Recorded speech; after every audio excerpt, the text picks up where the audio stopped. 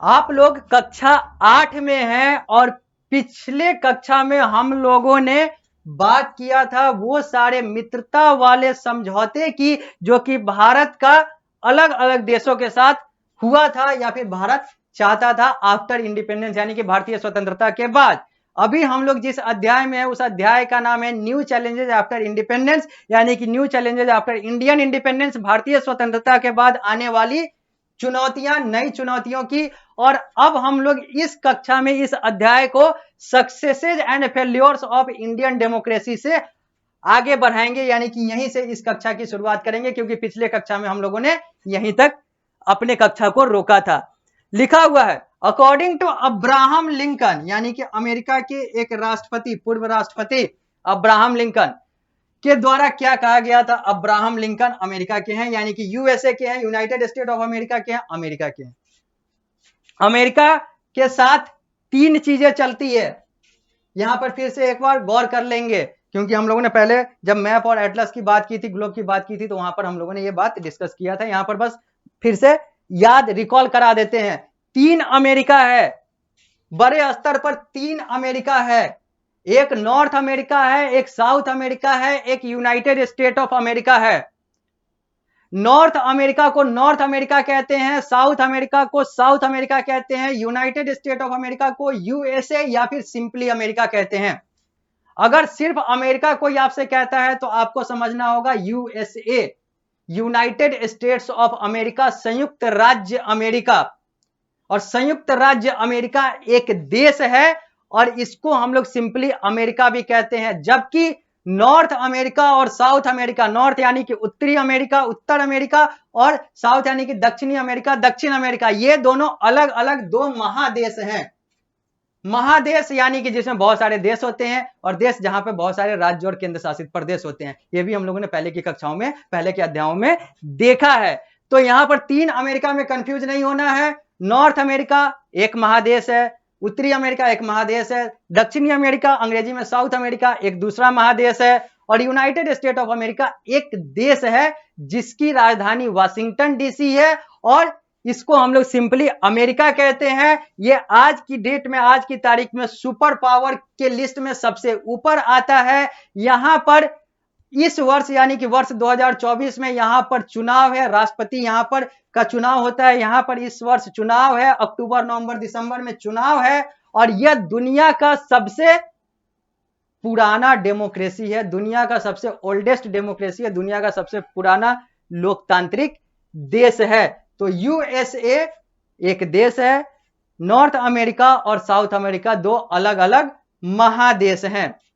अब हम लोग आगे बात करते हैं। तो ये अब्राहम लिंकन जो थे ये यूएसए के प्रेसिडेंट थे यानी कि पूर्व राष्ट्रपति। इनके द्वारा क्या कहा गया था, democracy is a government of the people, by the people and for the people. ये हम लोगों ने डेमोक्रेसी वाले कक्षा में भी बात की थी, अध्याय में बात की थी कि डेमोक्रेसी, लोकतंत्र का मतलब क्या है, एक ऐसी सरकार जो जनता की हो, लोगों की हो, लोगों के द्वारा हो और लोगों के लिए हो। ऑफ द पीपल यानी कि जनता की हो, बाय द पीपल जनता के द्वारा हो, फॉर द पीपल जनता के लिए हो, यानी कि जनता जनता जनता मतलब लोकतंत्र। और एक चीज और, यूएसए जो है एक देश है और देश जो होते हैं वो महादेश के हिस्सा होते हैं। तो यूएसए जो है वो नॉर्थ अमेरिका में एक देश है, साउथ अमेरिका में नहीं है, यानी कि यूएसए का जो महादेश है वो एनए है यानी कि नॉर्थ अमेरिका है। आगे, the other feature of democratic government, कुछ और फीचर जो डेमोक्रेटिक गवर्नमेंट, लोकतांत्रिक सरकार के होते हैं, वहां पर कानून का राज होता है, रूल ऑफ लॉ होता है, प्रोविजन फॉर सिटीजन, जनता के लिए वहां पर कार्य होते हैं, राइट्स एंड लिबर्टी यानी कि स्वतंत्रता दी जाती है, विश्वास यानी कि फेथ की बात होती है, फेथ अगला पॉइंट है, फेथ, इक्वालिटी की बात होती है, जस्टिस फॉर ऑल की बात होती है, मतलब सबके लिए न्याय की बात होती है। ये सब डेमोक्रेसी का अभिन्न अंग है। इंडिपेंडेंट एंड इम्पार्शियल जुडिशियरी, न्यायालय भी जो है वो किसी के लिए बायस्ड यानी कि पक्षपाती ना हो, ये सारी चीजें होती है, पक्षपात से रहित होना चाहिए। फ्रीडम ऑफ प्रेस यानी कि मीडिया की, पत्रकारिता की आजादी होनी चाहिए। फ्री एंड फेयर इलेक्शन, जो चुनाव हो वो निष्पक्ष होना चाहिए। ये सारे जो हैं एक जीवित डेमोक्रेसी का, एक वास्तविक डेमोक्रेसी का, एक वास्तविक लोकतंत्र का, एक लाइव लोकतंत्र का, एक लाइव डेमोक्रेसी का कॉन्स्टिट्यूएंट है, कंपोनेंट है, जो कि होना चाहिए। बहुत सारे देश अपने आप को डेमोक्रेटिक कहते हैं, लेकिन किस स्तर तक उनका डेमोक्रेसी है ये हम लोगों से छिपा हुआ नहीं है। अगर हम लोग विदेश पॉलिसी को और विदेश को पूरे अच्छे तरीके से पॉलिटिकली देखें तो, चाहे वो पाकिस्तान के लोकतंत्र की बात कर लें, चाहे वो रूस के लोकतंत्र की बात कर लें, ये सब कितना लोकतांत्रिक है और कितना नहीं है ये बस कागज तक ही सीमित है। India is known as the large and biggest working democracy in the world. Bharat जो है दुनिया का सबसे बड़ा डेमोक्रेटिक देश है पूरे दुनिया में। सबसे बड़ा कहने का मतलब है कि भारत में सबसे ज्यादा लोग इस महोत्सव में, इस लोकतांत्रिक उत्सव में हिस्सा लेते हैं, क्योंकि भारत की आबादी ही मैंने बताया था कि 145 करोड़ के आसपास है। और दूसरा जो है चीन है, तो चीन जो है वो लोकतांत्रिक है नहीं। तो भारत में 145 करोड़ में से जो वयस्क आबादी है, जो अब 18 साल या 18 साल से ऊपर की होती है, शुरू में 21 साल की होती थी पहले चुनाव के समय, तो अब 18 साल से ऊपर की आबादी को अगर हम देख ले भारत की, तो वो आपको 145 करोड़ में से आप खुद इमेजिन कर सकते हैं कि 80, 90, 100 करोड़ जो है वो मजे से है आगे। और इतना जो है, इतना तो बाकी देशों की जनसंख्या ही नहीं है जितनी भारत की वयस्क आबादी है। यही बाकी देशों के, अमेरिका की जनसंख्या की दोगुनी और तिगुनी, दोगुनी से ढाई गुनी हो जाती है। तो इसलिए भारत को दुनिया का सबसे बड़ा लोकतांत्रिक देश कहा जाता है। भारत जो है लोकतांत्रिक दुनिया का सबसे बड़ा देश है। इन लास्ट 50 ईयर, पिछले 50 वर्षों में, 50 वर्ष, the root of Indian democracy have strengthen, जो भारत का जो लोकतंत्र है वो मजबूत हुआ है, जड़ इसका मजबूत हुआ है। However, the question whether democracy has succeeded in India has become a matter of debate. हालांकि ये क्वेश्चन और ये सवाल होते हैं, उठते हैं, उठेंगे, क्योंकि जीवित हैं हम लोग, तो सवाल तो बनेंगे, प्रश्न तो बनेंगे। और ये प्रश्न बनते हैं कि क्या भारत का जो लोकतंत्र है वास्तव में सही से चल रहा है। तो इस पर वार्ता की जा सकती है, और वार्ता होते हैं, आए दिन वार्ता आप लोग देख सकते हैं, चाहे वो इलेक्ट्रॉनिक मीडिया के माध्यम से हो, सोशल मीडिया के माध्यम से हो, या फिर प्रिंट मीडिया के माध्यम से हो, ये सारे कुछ दिखते हैं। बहुत सारे लोग कहते हैं कि भारत में लोकतंत्र जो है मर चुका है। तो जो लोग लोकतंत्र को चला रहे हैं, यानी कि सत्ता पक्ष जो है, वो कहता है कि लोकतंत्र तो जीवित है, लोकतंत्र तो आपातकाल के समय मरा था। तो बहुत सारी चीजें हैं। अब आपातकाल क्या है, इन सारी चीजों पर हम लोग बाद में बात करेंगे जब उसकी बात आएगी। आपातकाल बस इतना जान लेते हैं कि आपातकाल कांग्रेस सरकार के द्वारा, यानी कि तत्कालीन प्रधानमंत्री इंदिरा गांधी के द्वारा भारत में लगाया गया एक, अंग्रेजी में इमरजेंसी और हिंदी में आपातकाल था, जहां पर सारे चीजों को, यानी कि आपातकाल में डेमोक्रेसी को, यानी कि लोकतंत्र को, लोकतांत्रिक अधिकार को समाप्त कर दिया जाता है। ये रूल के तहत होता है, नियम के तहत होता है, संवैधानिक एक पद्धति होता है। तो ये सारी चीजें होती है, तो यही आपातकाल होता है। तो डेमोक्रेसी पर सवाल उठते हैं, लोग कहते हैं, विपक्ष कहता है, या फिर जो सत्ता पक्ष से नाराज रहता है वो कहता है कि सत्ता पक्ष ने डेमोक्रेसी को बर्बाद कर दिया, डेमोक्रेसी नहीं है। तो वही सत्ता पक्ष जब विपक्ष में आता है, और जब विपक्ष जब सत्ता पक्ष में जाता है, तो फिर यही चीजें उलट जाती है। ये सारी चीजें डिबेट की बात और वार्ता का बात, वाद विवाद का बात चलता रहता है। इन ब्रीफ अगर शॉर्ट फॉर्म में देखें, अगर संक्षिप्त में देखें, तो the Indian democracy has displayed the following shortcoming. Bharat में, भारतीय लोकतंत्र के तहत कुछ कमियां हैं जो दिखती है। शॉर्टकमिंग का मतलब कमी होता है। पहला, lack of a strong opposition. Bharat में मजबूत विपक्ष नहीं रहा है अधिकांश समय। भारत में अगर हम बात करें तो विपक्ष की मजबूती न होना भारतीय लोकतंत्र को कमजोर करने वाला, या फिर कहें तो भारतीय लोकतंत्र की एक लैकुना, शॉर्टकमिंग रही है, कमी रही है। चाहे वो कांग्रेस का शुरू वाला सरकार हो, जवाहरलाल नेहरू वाला सरकार हो, या फिर बीच में लाल बहादुर शास्त्री भी आए थे, उसके बाद इंदिरा गांधी का शासन हो, राजीव गांधी का शासन हो, या फिर 2014 से लेकर 2024 तक नरेंद्र मोदी का शासन हो, अधिकांश समय में अपोजिशन जो है वो नाम मात्र का रहा है, उसके पास वो शक्ति नहीं रही है। हालांकि अभी जो है, अभी जो तीसरा जो नरेंद्र मोदी का शासनकाल है, यहां पर अपोजिशन जो है वो मजबूत हुआ है। लेकिन भारत में अगर भारतीय स्वतंत्रता के बाद देखें तो कुछ वर्षों के लिए, 5, 10, 15, 20 वर्षों के लिए, 5, 10 वर्षों के लिए ही अपोजिशन जो है उस शक्ति में आया है, नहीं तो वो भी उस शक्ति में नहीं आ पाया है, क्योंकि चीजें जो है वो एक तरफा रही हैं अधिकांश समय में। बीच में बहुत बार राजीव गांधी के मृत्यु के बाद और 2004, 2008, 2009 और ये सारी समय थे, कुछ समय था जहां पर अपोजिशन जो है वो मजबूत हुआ था, गठबंधन की सरकार आई थी, लेकिन चीजें वही है कि हाँ, अधिकांश समय में भारत के पास मजबूत अपोजिशन, मजबूत विपक्ष नहीं रहा है। और विपक्ष लोकतंत्र का एक बहुत बड़ा हथियार होता है, क्योंकि विपक्ष ही तो सत्ता पक्ष की कमियों को बताएगा, संसद में बताएगा, अलग अलग जगहों पे। जनता तो अपने स्तर पर मीडिया के माध्यम से अपने स्तर पर तो करेगी ही, आंदोलन करेगी, बताएगी, सारी चीजें होंगी, लेकिन जो उन्होंने अपने प्रतिनिधि को भेजा है, जो विपक्षी प्रतिनिधि हैं, वो संसद में बात करेंगे।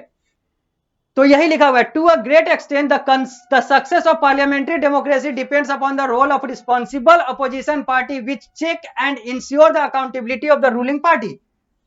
अगर हम पार्लियामेंट्री डेमोक्रेसी की बात करें, जो भारत पार्लियामेंट्री डेमोक्रेसी है, यानी कि संसदीय लोकतंत्र है, ये हम लोगों ने बात किया था संसदीय लोकतंत्र क्या होता है।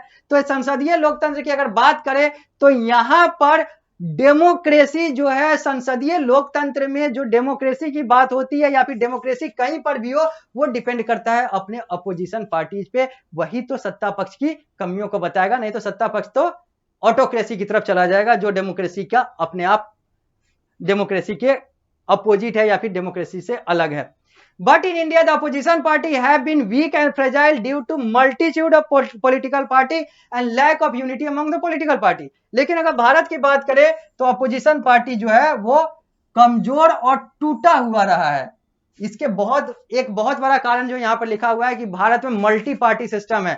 कोई भी पार्टी बनाकर चुनाव लड़ जाता है, एक दो सांसद जीत जाते हैं, क्योंकि देश की बात हो रही है, देश में सांसद होते हैं और राज्य में विधायक होते हैं। तो ये सारी बातें हम लोगों ने पहले कर रखी है और हम लोगों ने सिविक्स के माध्यम से हम लोग करते भी हैं, नागरिक शास्त्र में हम लोगों ने देखा भी है डेमोक्रेसी के बारे में, भारतीय सरकार के बारे में।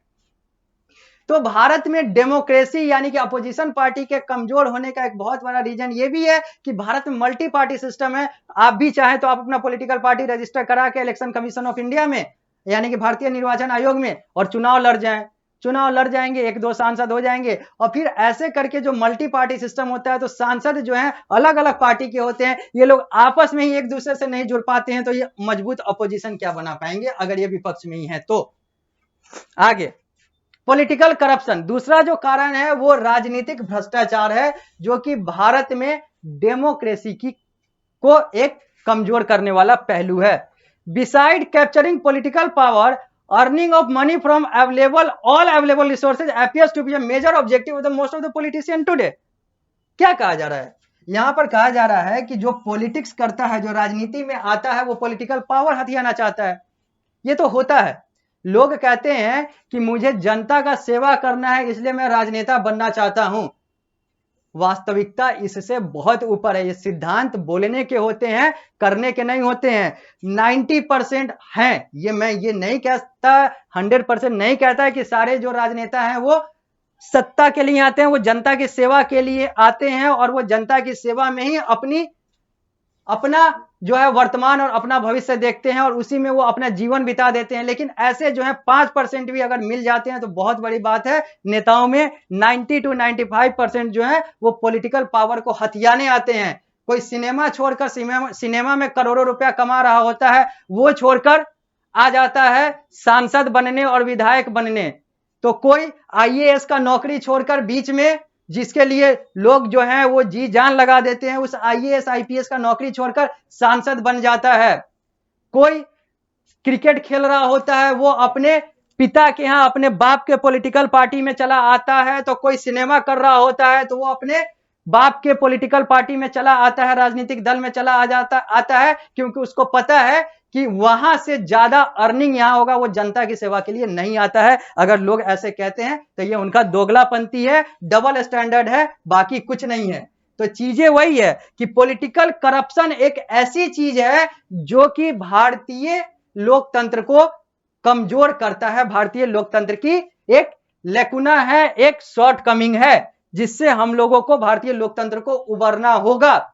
लिखा हुआ है कि पॉलिटिकल पावर को भी छोड़ दीजिए, चलिए पॉलिटिकल पावर आप ले लीजिए, लेकिन उसके अलावा तो देखिए क्या हो रहा है। जितने भी नेता हैं, राजनेता हैं, वो जितने भी उनके संसाधन हैं उससे वो अपना घर भरने का कार्य करते हैं, उसी मंशा से तो जाते हैं। कोई गृह मंत्रालय बन रहा में मंत्री बन रहा है, उसमें राज्य मंत्री बन रहा है, तो कोई शिक्षा मंत्री में मंत्री बन रहा है, तो कोई रक्षा मंत्रालय में काम कर रहा है, तो कोई स्वतंत्र प्रभार और अलग अलग राज्य मंत्रालय ले रहा है। और इन सब का मकसद क्या है, मकसद हो या ना हो, दिखता क्या है और सीधा सीधा सामने स्पष्ट क्या होता है कि ये लोग तो अपना घर भर रहे हैं, जनता का सेवा कहां कर रहे हैं। और ये हमारे लोकतंत्र को कमजोर करता है। इन रिसेंट ईयर, अगर हम पिछले कुछ वर्षों की बात करें, मतलब अभी के वर्षों की बात करें, the country has witnessed any scandal of corruption, many, यहां पर एनी नहीं लिखा हुआ है, मेनी होगा, many scandal of corruption in both the central and state government. अगर हम पिछले कुछ वर्षों की बात करें तो भारत ने देखा है बहुत सारे स्कैंडल, बहुत सारे भ्रष्टाचार देखे हैं जो राज्य स्तर पर और केंद्रीय स्तर पर भारत में हुए हैं और हो रहे हैं। हम लोग ये 2G स्कैम से लेकर 2G, 3G, 4G, कोल स्कैम और ये बहुत सारे स्कैम, बहुत सारी भ्रष्टाचार वाली चीजें देखी हैं जो पिछले कुछ वर्षों में हुआ है। और हम लोगों ने यह भी देखा है कि कैसे भ्रष्टाचार को रोकने के लिए सरकार के द्वारा ईडी और सीबीआई, प्रवर्तन निदेशालय और केंद्रीय अन्वेषण ब्यूरो, इन सारे लोगों का, इन सारे यंत्रों का, तंत्रों का प्रयोग होता है और लोगों को पकड़ा जाता है जो भ्रष्टाचारी हैं। और वही भ्रष्टाचारी जब सत्ता पक्ष की तरफ अपना झुकाव दिखा देते हैं तो वही भ्रष्टाचारी जो है वो पाक साफ हो जाते हैं। ये सब भी एक भ्रष्टाचार है और बहुत बड़ा भ्रष्टाचार है।